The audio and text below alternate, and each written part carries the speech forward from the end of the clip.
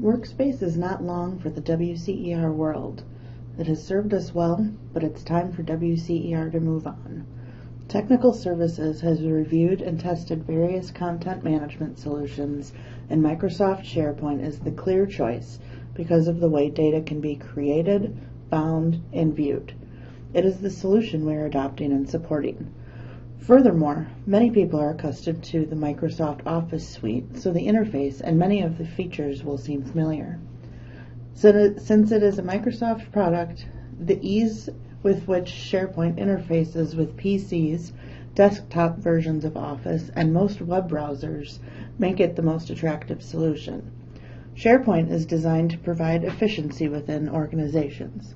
When everyone is using the same platform for collaborating on documents and projects, taking notes, and assigning tasks, more time can be spent on the real work. SharePoint will enhance the efficient use of time. That being said, Microsoft SharePoint is a growing and evolving technology. It is important to note that SharePoint is not an end-all, do-all solution. Some actions and processes simply won't work easily with the platform. It's similar to the old proverb, when the only tool you have is a hammer, everything starts to look like a nail. While SharePoint is a very robust and flexible way to expose information, documents, and people throughout an organization, it will not replace everything. Also, please don't be intimidated by any of the terms or phrases you hear. By participating in these trainings, you will know as much as necessary to successfully use SharePoint. Now let's get to it. Please open a web browser and enter in the URL box sharepoint.wceruw.org. You will be asked to authenticate using your SOE-AD credentials, what you usually use to log on at work.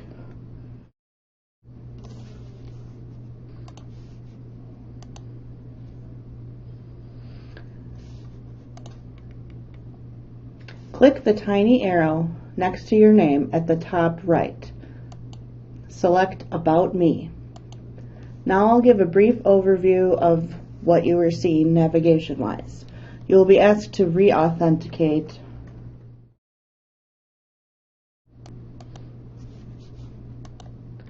I will cover all of these aspects, which I talk about later on in more detail.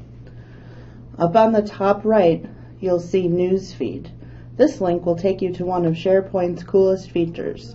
The Newsfeed is your own personal feed of activity that you can use to mention other users, like me, or see updates on items you follow. To the right of that is OneDrive. OneDrive is similar to Dropbox or other cloud storage services. So if you're working on a document, you can save or upload it to your OneDrive and then access it from your home PC. Sites. This link will show you the SharePoint sites you are following and may suggest other sites for you to follow. When you click on your name, there are two options. About Me.